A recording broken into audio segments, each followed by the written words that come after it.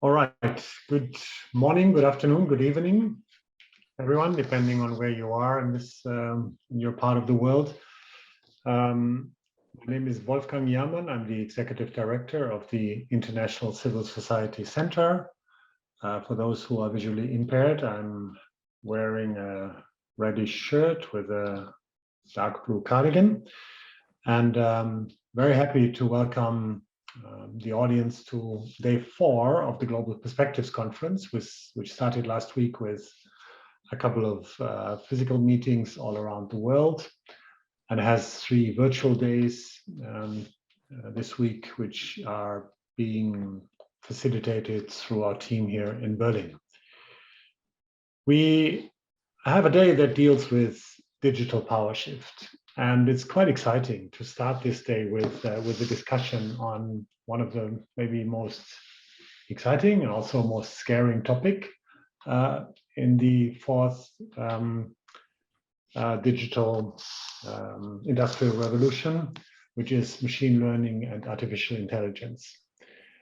And I'm quite happy to have this debate, not just at the start of this day, but also after the quite inspiring and quite challenging keynote of Nanjira Sambuli that many of you heard, who spoke, of course, to a certain extent about the opportunities that digitalization in general, but also in particular machine learning brings to many of the problems of today's world, but also challenged us around both the hype and the need to test any kind of technological solutions with the communities we're trying to serve, and involve them from the outside of any kind of technological design. There were a couple of interesting sound bites that we heard earlier, and I'm repeating those because our panelists were not privy to the conversation, but she talked about algorithms of being opinions embedded in codes. And challenging us to not reduce complexities of human beings into ones and zeros, something that obviously determines the digital world. So there is exciting stuff coming ahead of us in the hour that we have together. I don't have to talk much about housekeeping, I guess, only that I would encourage everyone to put comments and questions into the chat as we speak and as we hear from our panelists. We'll hopefully have an opportunity to come to those after we've had our first round or maybe 2 rounds of inputs from our panelists.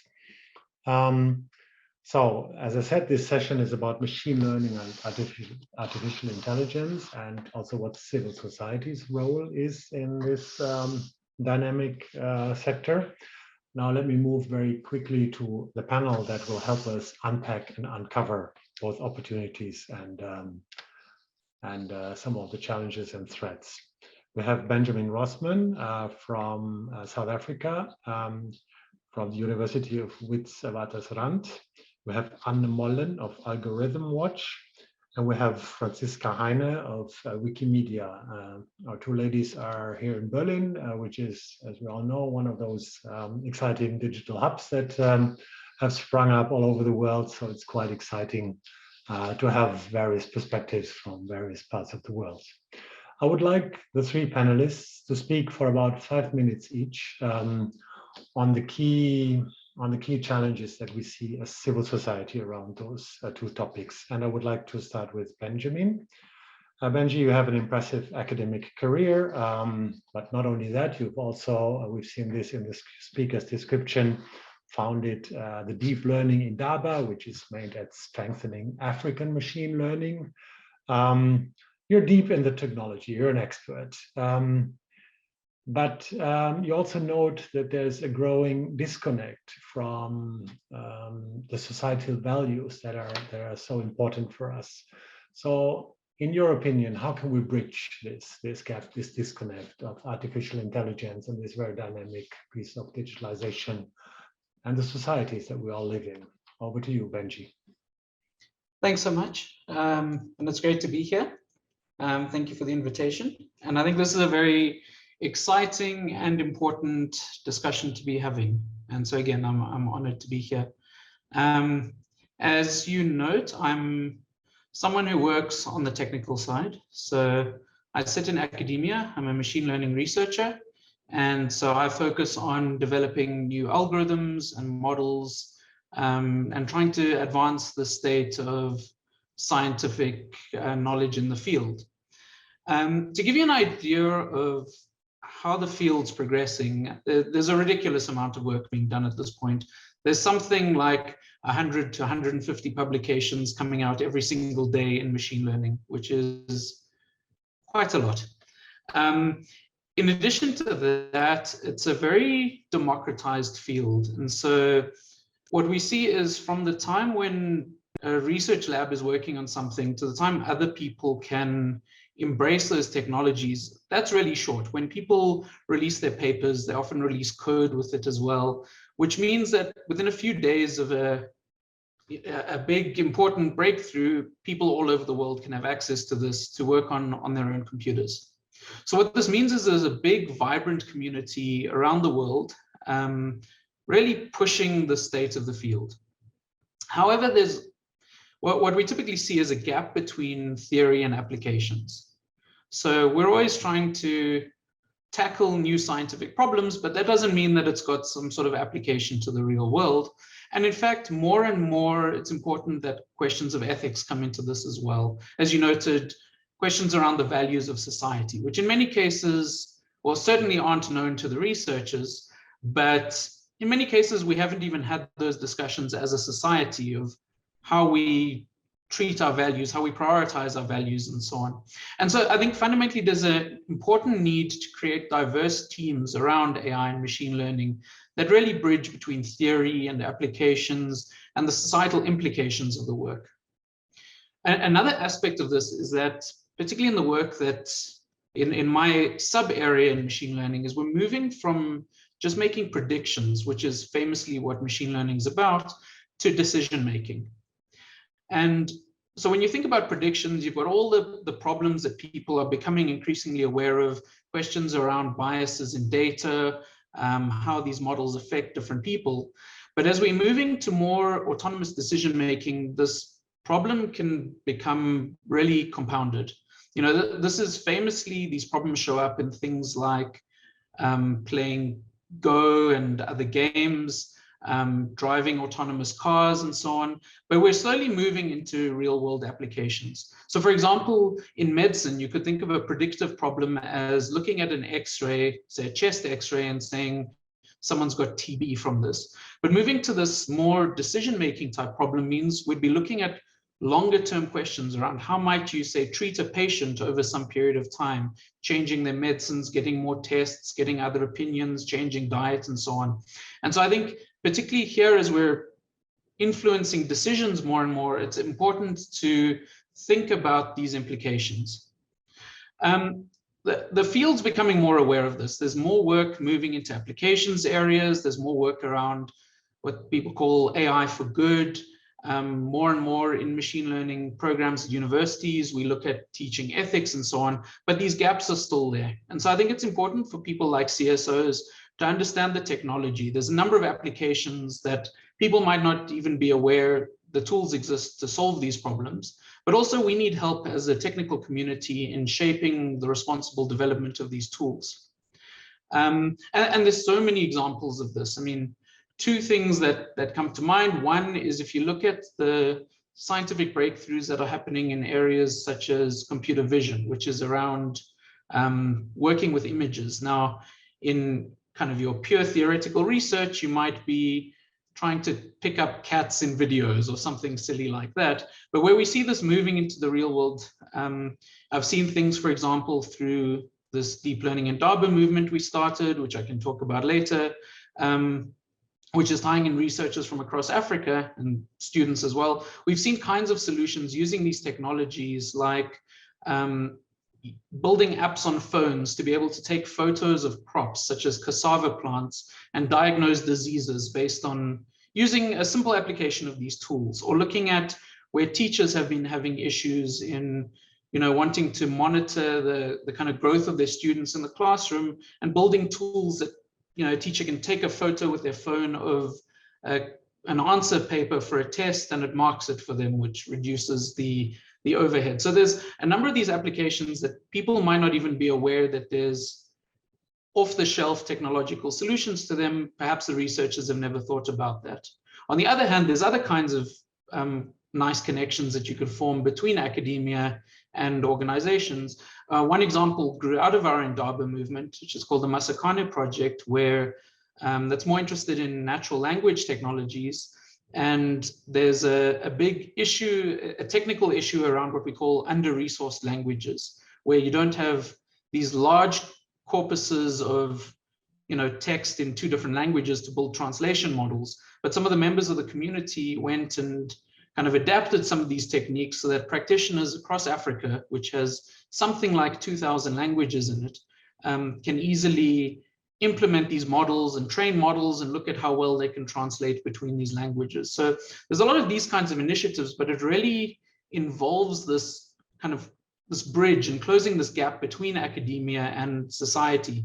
And so my kind of main point here that I think is important is that CSOs start engaging with researchers. And while there's a lot of excitement in research around big corporate labs, really your universities are, I think, where important connections need to be made.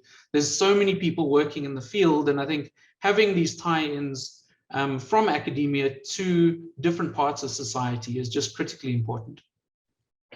Thanks, Benji. And if you allow me one question, obviously there's lots of good examples of how AI can help with some of the practical cases that you've just described. But if I understand you well, the critical point is when algorithms move to decision-making, so determine decision-making, whether it's in very practical matters or whether it's at the more policy level.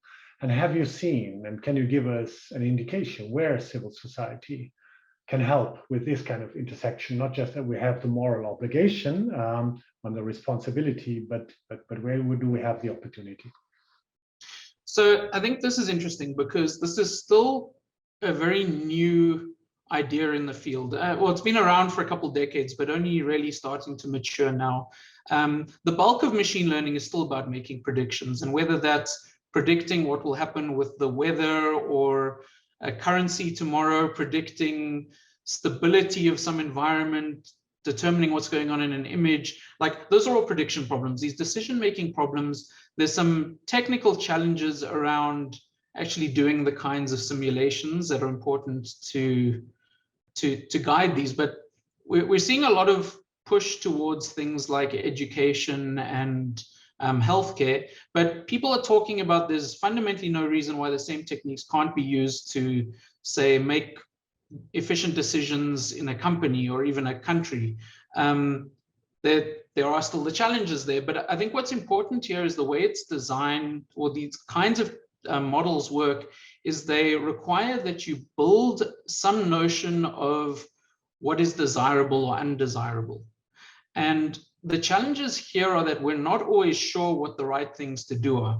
If you're playing as a simple example, if you're trying to get a car to take you from A to B, you might say the thing that's desirable is arriving at location B, but actually that's not the whole picture, right? If you just gave that instruction to these systems, they would do something disastrous. What you actually want is go from A to B, do it fuel efficiently, do it in a reasonable amount of time, obey the rules of the road, try not to kill anybody along the way, try not to smash into buildings, right? There's actually a whole lot of requirements that we don't think about when we describe tasks we're trying to solve. And this is where it's important to actually be quite explicit about in certain problems we want to solve, what are the things to think about so that we don't have undesirable side effects of our solutions? Thanks a lot. We're moving to Anne.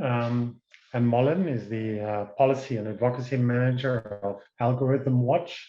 I have to say, just the title of your organization gives some hope and confidence. Just knowing that there's someone watching algorithms, I think it's a wonderful organization's name. But more seriously, you do work also, or maybe more so, at the intersection of digital media technologies, particularly on machine learning and societies and democracy.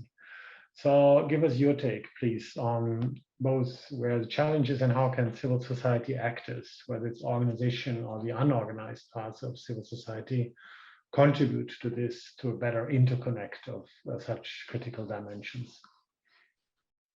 Yes, thank you very much for the introduction and the invitation. What I want to talk about feeds nicely into what Benji just said, because we are focusing as an organization on automated decision making. This is what we do.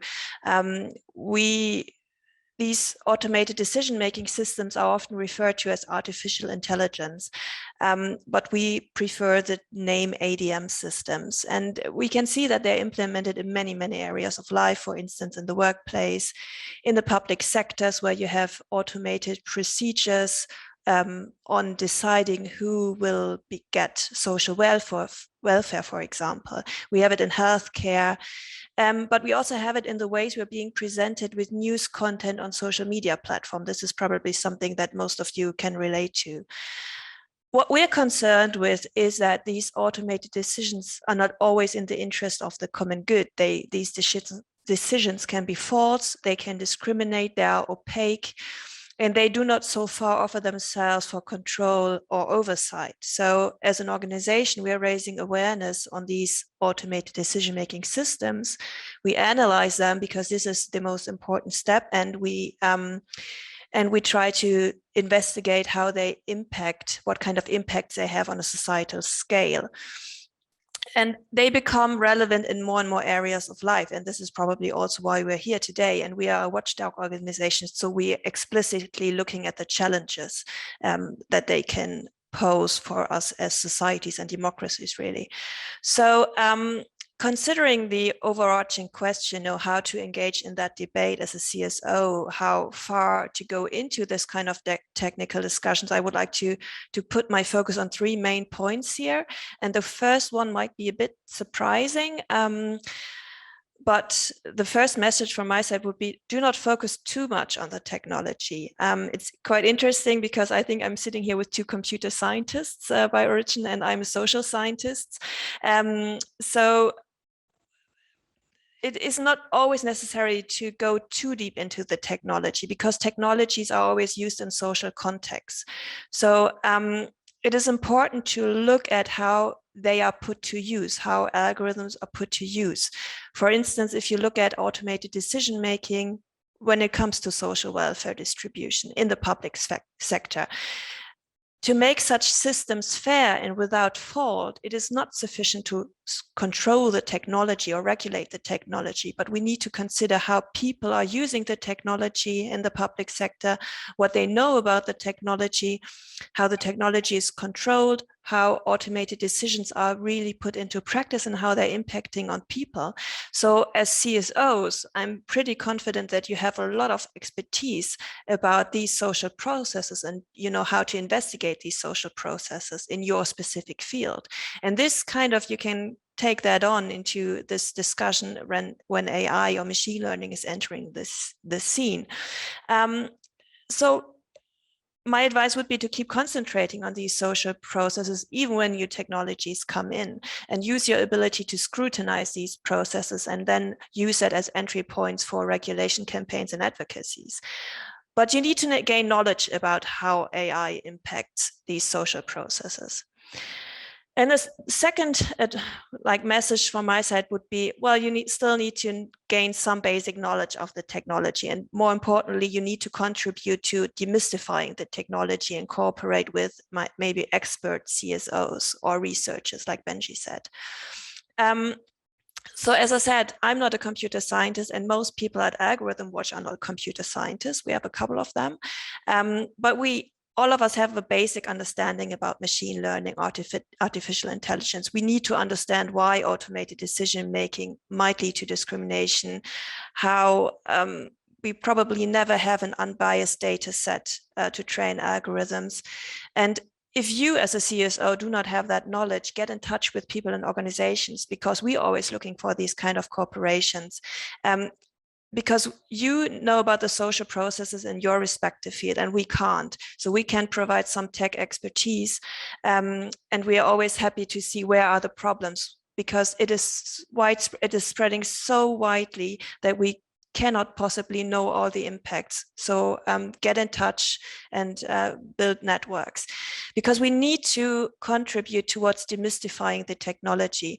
These discourses about this almost magical AI, it's often very much influenced by big tech discourses. So these companies, they always want to, or they're contributing to producing this narrative of almost magical AI. But it works. It's a technology. It works with certain procedures, certain ways of operating, and we need to understand these and really demystify it. And my third message would be, do not look so much at trends. Don't worry too much about trends. It's a fast evolving field, but the smaller trends are not that important, but look for the real game changes. Because when the social processes are changing so fundamentally that your usual ways of making an impact do no longer work, then you need to start worrying, right? So social contexts usually remain quite stable, but AI can bring fundamental changes. So if we look at the area of labor and the workplace, in Germany, we have usually very strong unions and workers' councils and corporations. But right now, AI is really starting to impact how work is being organized. And we see that the traditional ways of co-determination practice of the right to say for workers' councils it's becoming more and more difficult. And if these processes start changing, we need to find new ways of making an impact. And so this is a huge challenge that needs addressing, both on the technological and the social context grounds. So it kind of relates to what Benji said, that we also need more interdisciplinary work, that we need to work together also across research and CSOs. But I also think that we achieved quite a bit already. So I'm excited to discuss this further with you. Thanks, Anne. And also one question for me. Let me challenge you a bit, and maybe everyone on the panel. We spent 6 days now on this conference talking about power shifts, about power imbalances. I haven't heard that word from either of you nor from Nanjira. So, I mean, you talk about bias and potential discrimination, and you mentioned the role of big tech and the like, but you as a political watchdog organization, how much do you think that artificial intelligence and machine learning has become a part and maybe a reinforcer of existing power imbalances? It's a huge problem. It is. We see a lot of, market concentration. We see very few organizations with very large data sets and not providing access to other actors who might want to enter the scene and who could be competitors. So there's a huge power imbalance just when it comes to the technology. But there's also a power imbalance because of the opaqueness, because we don't get the information that we need. And this is something that we see with workers' councils. They don't have the education, they don't have the training, they need to get that knowledge, but then they also need to get insight. And then we often have the producers of such systems saying, well, it's trade secrets, we can't open our systems. So this is something I would like to discuss with Benji, because he was talking about the openness. But when we come to industry actors, it's a totally different story. And this is what is often applied in the field. So we need regulatory approaches to make sure that we can get some sort of transparency and oversight and control into these systems, because there's a huge power imbalance. Thank you very much. And mind you, if we have the time, we'll have a second round where we speak to each other. So I think some of the statements that the three of you bring, I think, require and cause a little bit of discourse. So that's clearly something to be put on the marker. Let's turn to Francisca. Francisca Heiner is the Deputy Executive Director of the Wikimedia in Deutschland, Wikimedia Germany, which is, of course, the largest part of a network that is behind Wikipedia. But you're also mainly responsible for the Wikidata project work. And of course, you do have a deep understanding of the issues around machine learning and artificial intelligence. But you also can speak definitely from the perspective of a practitioner, because Wikimedia is a foundation, it is an NGO, and you have a political ambition of transparency and openness. So would you let us know from your perspective how civil society can do a better job here? Yes, absolutely. Thank you so much for this introduction. Also for me, it's a pleasure to be in this round of people talking about this thing, because you are right, this is very core to what we do. And we don't just do this as an organization, we do this together with our communities, because that's what we do, right? We help and support our communities in writing the knowledge of this world, basically. We also work with cultural and science institutions to free their part of the data they own, and we try to advocate mainly in Germany and on an EU level to, also on a legislative level, open up as much information as possible by default. When it comes to my part of the organization, we create software, and we create software to capture the knowledge of this world, as mentioned before. And the goal and the idea behind this is that everyone is able to describe the concepts in their world. Because, and I'm sorry, I think you mentioned that before, that matters, right? Like the context, where you are, matters for what the world is and how you would describe it. And the important thing about Wikidata is that it produces data that can be used not just by people looking at it, but also by software, by applications, by algorithms.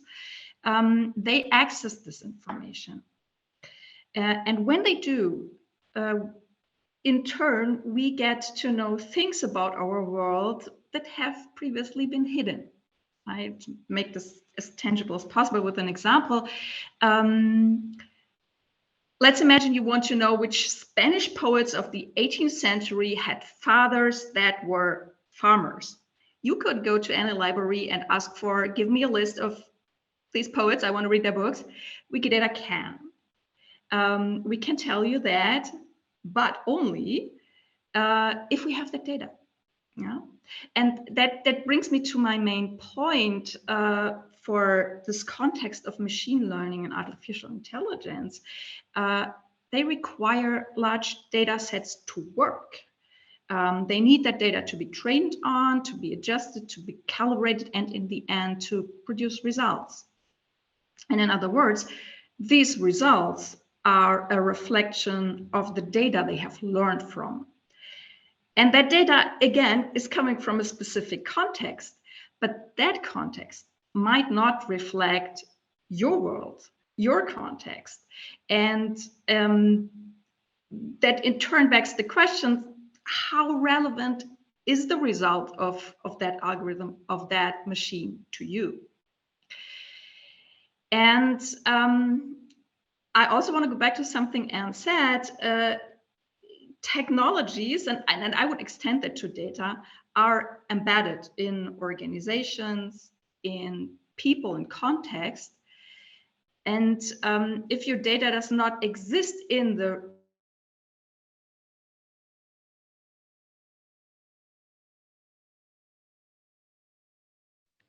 Oops, we might have lost Francisca. I hope everyone else is still online. Yes, so we'll give this a second or so, maybe she reconnects. If not, we can maybe for the time being react to one or two of the questions that we had on the chat.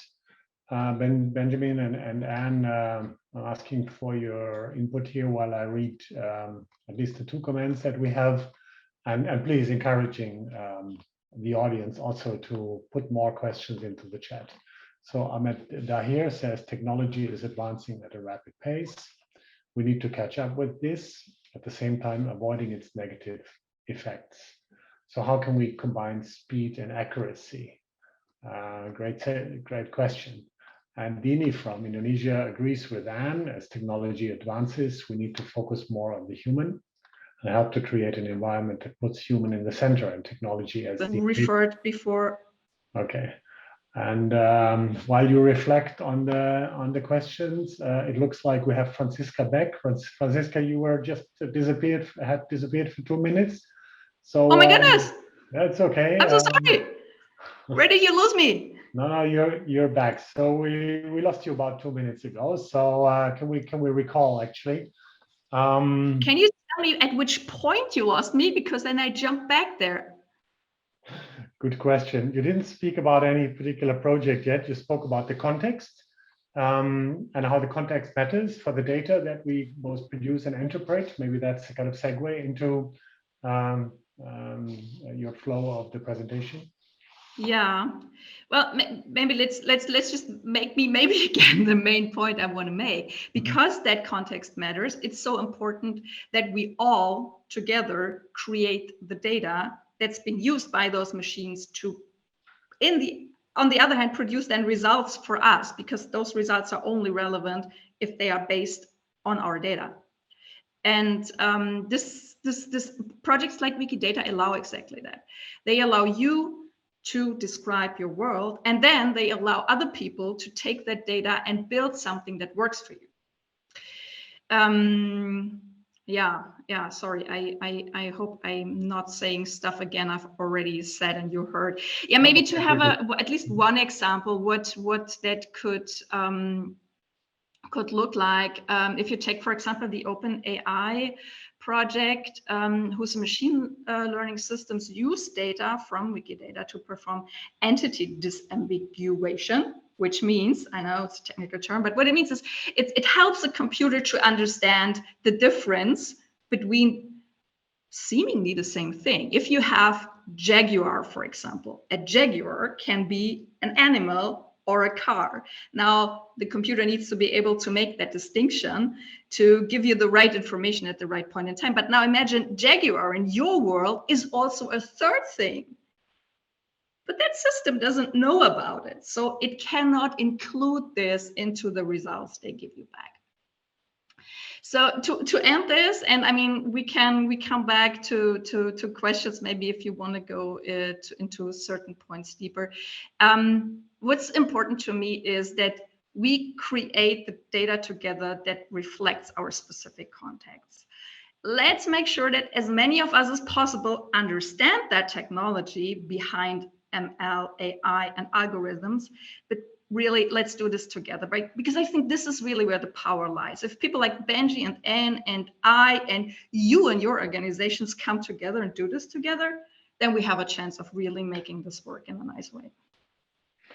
Well, thanks for encouraging collaboration, and I think we're all game here. But maybe also one question to you, Francisca. I mean, with all the admiration and respect that we have vis-a-vis Wikimedia Foundation, the Wikipedia and Wikidata project, is that good enough in terms of ambition? Because we have spoken, yes, you speak about data being context specific, data being part of knowledge, data having to be, neutral, objective, and the like. But of course, this is only one part of the story, as we've also heard in the previous contributions. How does Wikimedia deal with the fact that data and knowledge is part of the power discourse, and whether you like it or not, you'll be drawn into it, even if you stay as objective and inclusive and context specific as possible? How do you deal with that dilemma? You are absolutely right. I mean, this is a lot about capacity building, about transfer of resources to other places than Berlin. I mean, me speaking here from Berlin is a nice example, right? But I'm just coming from the WikiDataCon, our big conference every 2 years. And it's just amazing to see what's happening out there in the world. Benjamin, you mentioned African language communities. We have a lot of small groups starting to do things with Wikidata and the Lexims part of it. And it's our responsibility, and it's my answer to your question, it's our responsibility to make them do the work they want to do. And be this by making sure they have access to the technology they need, giving them resources in terms of money at the end of the day, making sure they are in the decision-making circles where they can influence what's happening. And we are taking all those steps. Like, this is nothing, we are just starting. We always try to do this. But of course, it has to be reinforced all the time. And I have to say, this is for our benefit, because looking at what's happening there, the ideas that come out of that, and the tools in the end that then benefit, again, everyone. They're so amazing. And this is something we could not build here in Berlin because we are in Berlin. So yeah, in the end, it's moving resources and power to places where they currently not are. Super. I'd like us to do a very quick round now, the three of you, and I'll start with the same order with Benji, Anne, and Francisca, and maybe only 2 or 3 minutes, but reflect a little bit on what you've heard from your co-panelists, whether it's a challenge, whether it's a question, whether it's something that makes you curious, or whether that's something that you disagree with. Unless we're all on the same page, expecting a little bit of discourse. Benji, what have you heard, and where do you have experienced a surprise or an aha moment? I must say, I think it's quite hard to disagree with my colleagues here. There were many very wise things said. I think a couple points that I want to pick up on. One around demystifying the technologies. I think that's really important. That's also very difficult. For a lot of us in the tech world, we don't even completely understand how the current wave of technologies work. I mean, that always sounds far more terrifying than it actually is. It fundamentally comes down to, if I give an analogy to a way a lot of the current machine learning models work, is they very, very loosely based on a kind of 1940s abstraction of the human brain. And if you think about what's important in the human brain is the connections between all your neurons. That's where things get learned. And if you've got billions and billions of these things that are each learning a tiny little piece of how to solve a problem, it's very hard to interrogate that and figure out what your machine learning system has actually learned. And so what I find comforting is there's now a big move towards building more interpretable and explainable systems. There's a lot of research going into this because people are aware of this being a problem. But so it's quite easy to get a high-level view of what's happening. And I do think this is critically important that everybody has at least some basic idea of how these technologies work to be more effective at getting involved in these discussions. But the actual nitty-gritty details is a big research problem, and I think actually throwing more funding at this is a useful thing to do at this point.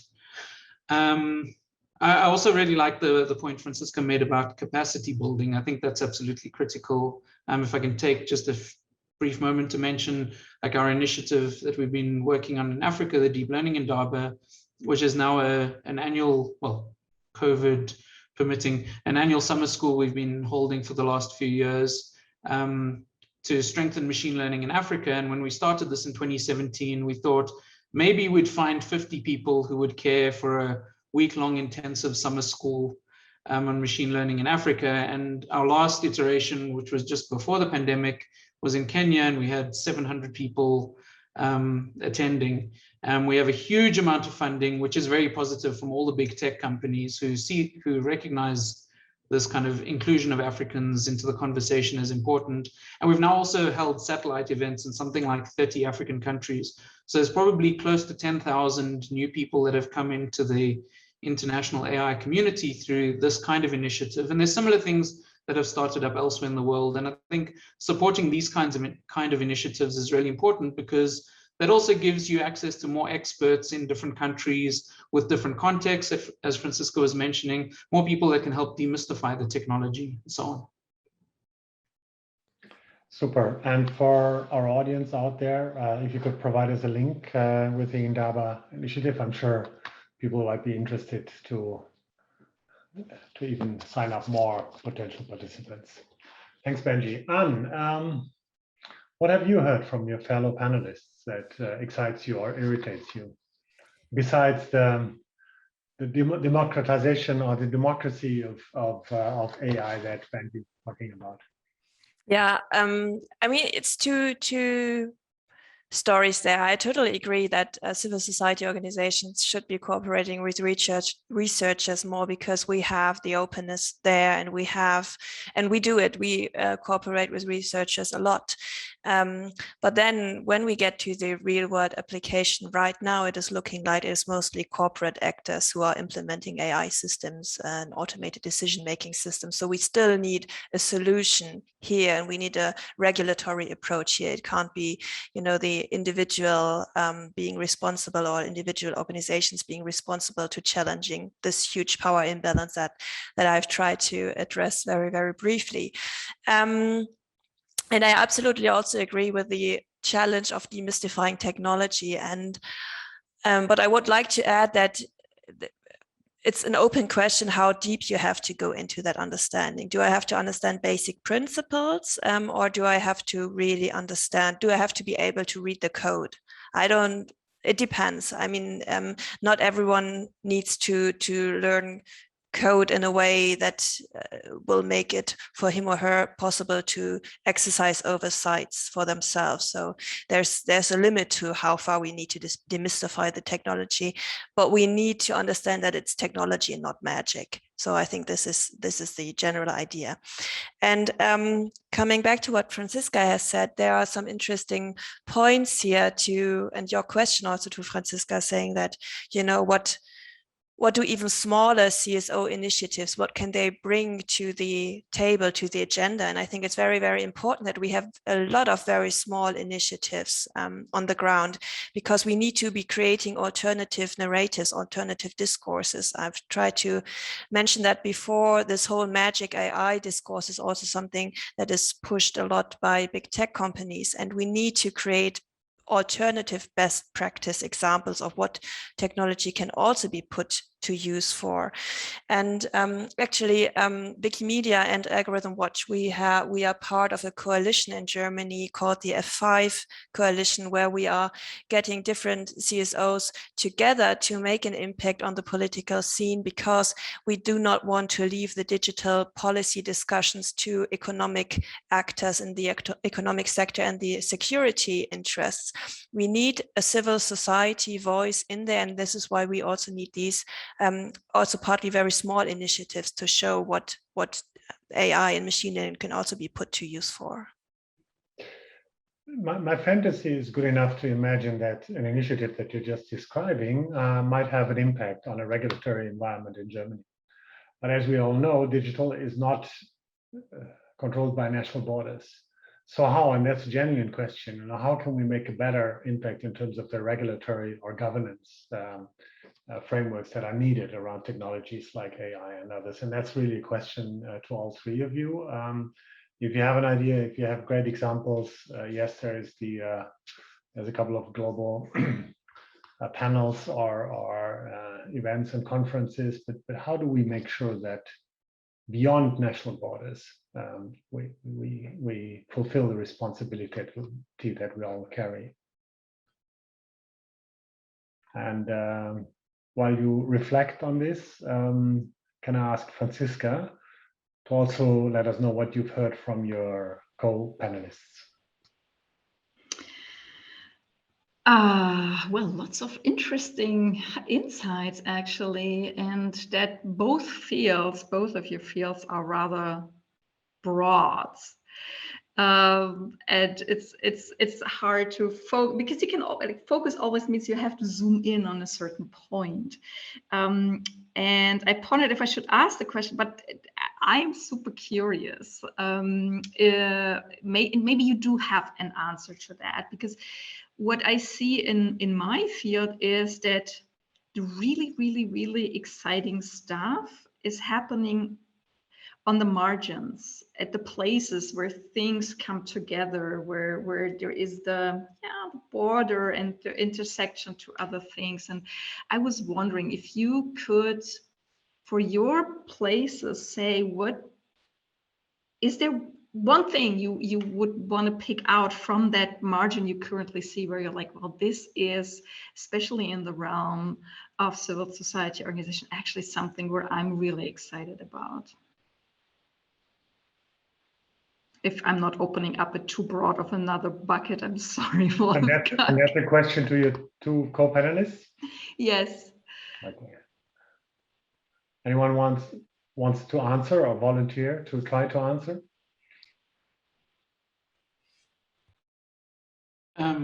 And I'm happy to go otherwise. You can both speak, so why don't you start, Benji? Okay, or at least on my side, again, sitting in the more academic view, what I'm excited about is this movement towards building technologies that are more transparent to some extent. So, for example, something that we're working on in my group would be building these kinds of decision-making tools, but in a way that makes it more human-friendly to specify the actual goals and objectives of the system, so that it's not left to what's typically done is you've got to set some positive numbers on things, desirable outcomes, and negative numbers on undesirable outcomes, and figure out exactly which are the right ones and how much to weight each one in terms of importance. But rather, as I say, building these kinds of tools that make it, move that up from being computer speak to human-friendly conversations. That's the kind of work that I think is really exciting in the space, because it then means that there's all these toolboxes that then people can use, which they can already use, but they can do in a way that they can be more confident that it's doing what they actually want to be done, and perhaps hopefully more robust against undesirable side effects. Anne? Yeah, so my problem is that we are, as a watchdog organization, are mostly concerned with what is going wrong. So it's always hard to find the good examples. No, but we're looking at them. And one that comes to my mind is we're looking at ADM systems in the public sector. And what we want is that we have public registers of all ADM systems in use. So we have one first step of transparency, that people know when they are being objected to an ADM system, which they often do not know. And so we have the examples of Helsinki at the moment and Amsterdam, which have started such public registers where citizens can look up how far ADM systems are used and when they are probably being objected to an ADM systems. So when we hear voices saying that such public registers are not possible, we have two good examples where we can show it is actually happening, and the discourse is probably going that way. Thank you both for trying to answer such a tricky question. I would like to close the round with giving you the opportunity to answer or address either of the three questions. The first one that I raised earlier around governance and regulation, and Benji has reinforced this through his comment in the chat. How can we regulate something that is cross-border and so decentralized, that everyone and his brother and her brother can kind of utilize in the garage or on your laptop? First question. Second question, we're getting this from the audience. What can we do better around, let's say, the perpetuation or even the increase of existing disparities, whether it's around gender, race, disabilities, and the like, through AI? And the third question is something I referred to after, again, here listening to Nanjira earlier. What are some of the new disparities that are being created through AI and machine learning and such cutting-edge technologies? So you all have a minute or so to pick the answer to any question you would like to address. And I'll start with Francisca now in reverse order. Yes, I think the main one really is between people who are tech savvy and who are not, who have access to the technology on one hand side, and on the other hand, who have the knowledge to operate the systems they need to operate these days.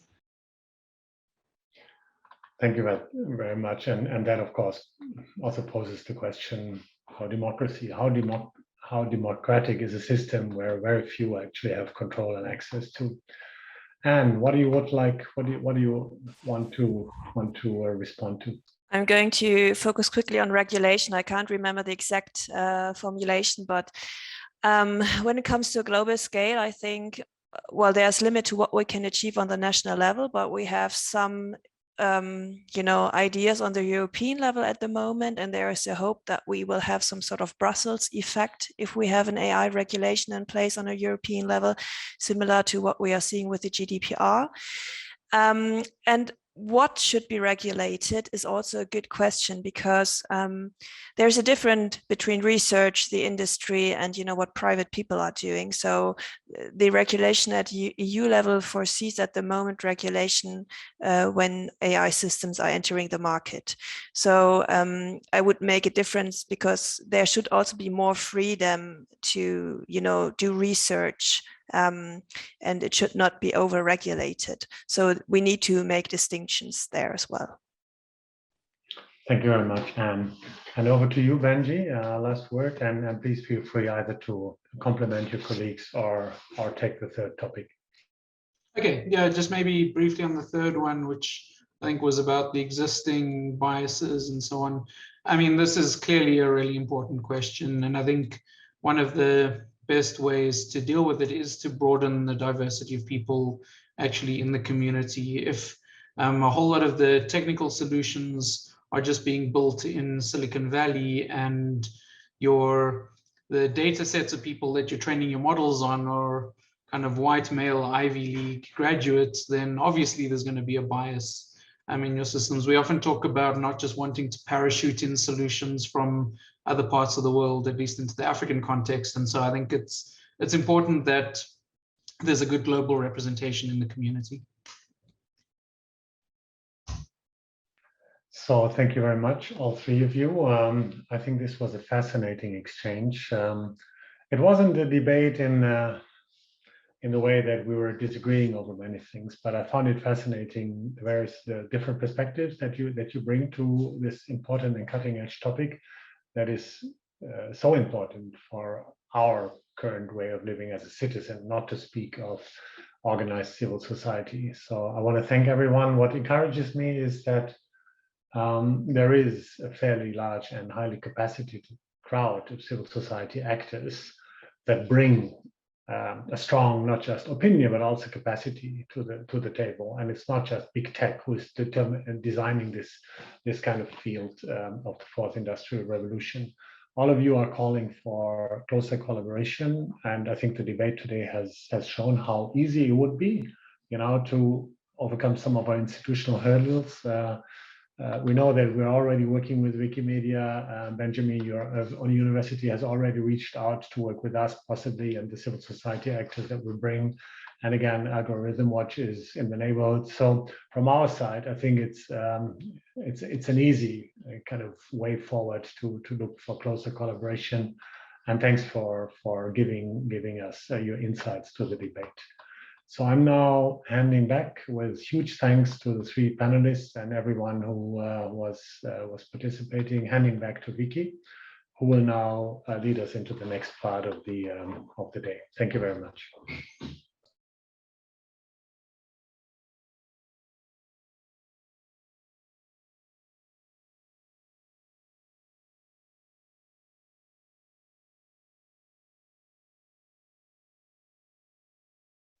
So it looks like we're a little bit challenged still with technology here on our side.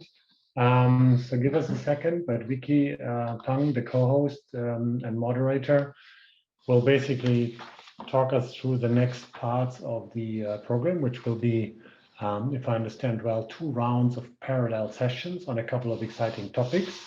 So Vicky is back on camera, and I think you're not just announcing the parallel sessions, but you're also talking about a break that we're going to have ahead of us, right? So Vicky, over to you. Thank you, Wolfgang, and thank you very much, panelists. It's Vicky, your moderator for the day, back again. So we'll take a 10-minute break to bring us back to the half hour, and then move into 2 rounds of 45-minute workshops. You can join the sessions via the agenda in the conference platform. If you're interested in more than one session and can only join one live, please don't worry, because everything will be recorded for playback, so you don't have to worry about missing out. Yeah, you can catch them later. The first round of 45-minute sessions will focus on power and data, with a choice of 3 options: Then after another 15-minute break, we will go straight into a second round of sessions on power and digitalization. We won't come back into plenary in between, so please do make your session choices directly from the conference platform. So your immediate choices right now, after the break, on the half hour, are firstly Access Now on data minimization and why it is key to protecting privacy and reducing harm online. The Centre's Making Voices Heard and Count Data Collaborative, making SDG implementation more inclusive and accountable, and CBM Global International Disability Alliance and their partners on innovative data equity approaches to include organisations of persons with disabilities in data collection. So please take your pick, enjoy your conversations, and we'll all meet again in 2.5 hours from now. Thank you very much.